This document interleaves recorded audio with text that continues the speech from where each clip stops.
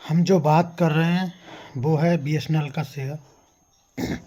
और BSNL company जो कि 17 साल बाद मुनाफे में आई है। तीसरी तिमाही में कंपनी को 262 करोड़ का प्रॉफिट हुआ है जो कि 4 साल में दोगुना हुआ है। भाई हम बात करें सरकारी कंपनी और सरकारी टेक्नोलॉजी कंपनी जो कि बीएसएनएल में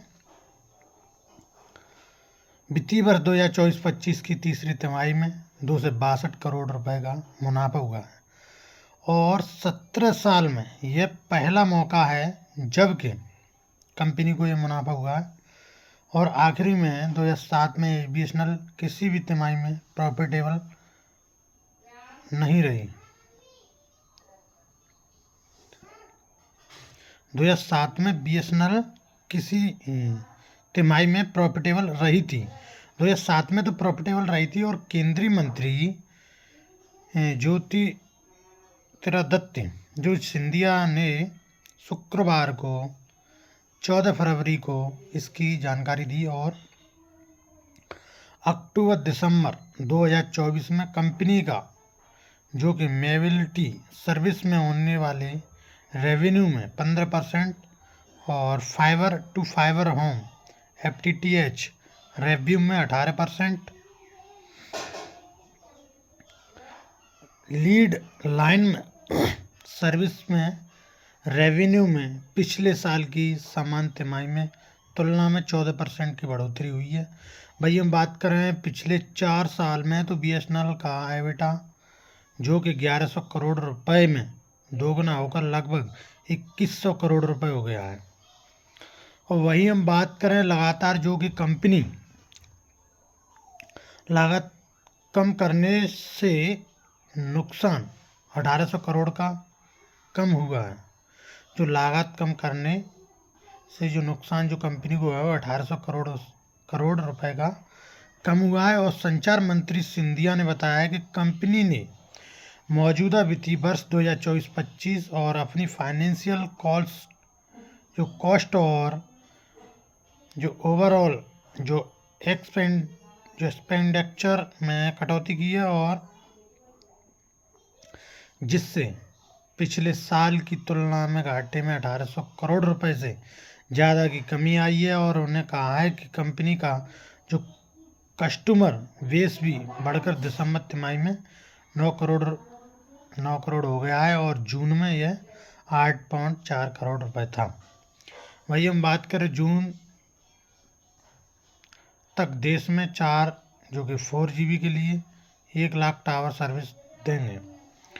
4GB कनेक्टिविटी पर सिंधिया ने बताया है कि कंपनी अब देश भर में अपने सभी ग्राहकों को 4G सर्विस प्रोवाइड करने की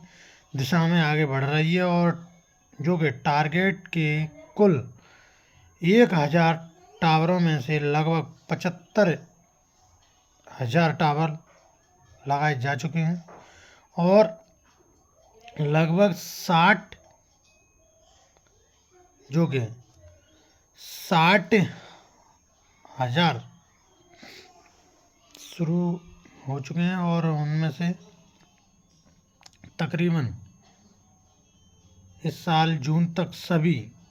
1 लाख टावर चालू हो जाएंगे। सिंधिया ने बताया कि बीएसएनएल के लिए महत्वपूर्ण टर्निंग पॉइंट है और बीएसएनएल ने कई मामलों में सिंधिया जी ने जो बताया है कि कई मामलों में सुधार दर्ज किया है और इसमें मोबिलिटी FTTH और लीड लाइन सर्विस ऑफरिंग तीनों का ग्रोथ शामिल है। वही हम बात करें माइनिंग में पहली बार प्राइवेट जो कि 5G कनेक्टिविटी दी जा रही है। जो कस्टमर जो एक्सपीरियंस को बढ़ाने के लिए बीएसएनएल ने नेशनल वाईफाई रोमिंग जो कि BITV सभी मोबाइल ग्राहकों के लिए फ्री इंटरटेनमेंट सभी FTTH ग्राहकों के लिए IFTV और माइनिंग सेक्टर में पहली बार प्राइवेट 5G कनेक्टिविटी जैसी सर्विस पेश की है। इसमें उम्मीद है कि इस साल न केवल पूरे वित्त वर्ष के लिए चौथी तिमाही के अंत में रेवेन्यू बढ़ेगा, बल्कि खर्च को भी काबू में रखा जाएगा। और पिछले साल के आंकड़ों से देखें तो आंकड़ों से घाटा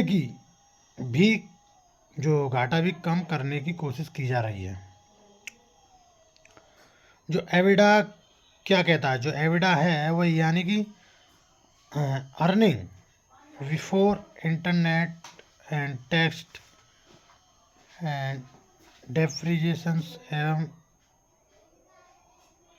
अमोरिजिनेशन किसी भी कंपनी की वह टोटल कमाई होती है जो कि जिसमें ब्याज चुकाना और टैक्स देना, एसेट या मशीन की वैल्यू में गिरावट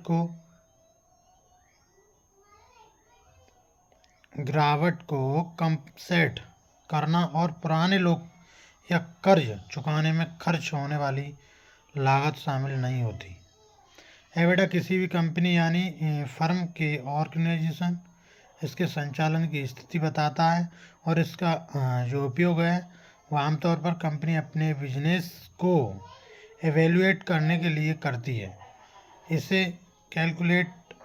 करने में लागत या खर्चे को शामिल नहीं किया जाता। एक समय नंबर 1 मोबाइल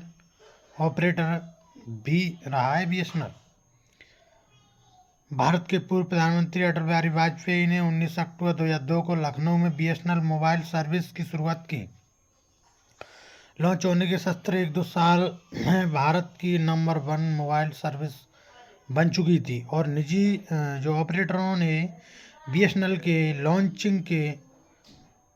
जो महीनों में पहले मोबाइल सेवाएं शुरू कर दी और लेकिन बीएसएनएल के जो कि सेल-1 ब्रांड की जो मांग काफ़ी बढ़ गई और बीएसएनएल की सर्विस की शुरुआत उस वक्त प्राइवेट ऑपरेटर जो कि 16 रुपये प्रति मिनट कॉल के अलावा 8 रुपये प्रति मिनट इनकमिंग भी पैसे चार्ज करते थे और बीएसएनएल ने इनकमिंग को फ्री किया और आउट गोइंग कॉल की जो डेटा जो 1.5 रुपये तक हो गया। और 2002 और 2005 का ये बीएसएनएल का सुनहरा दौर था और हर कोई बीएसएनएल का सिम चाहता था और इसके लिए वह 3 से 7 जो किलोमीटर लंबी लाइनें लगाता था। इतना बड़ा क्रेज था बीएसएनएल का 2002 के दशक में।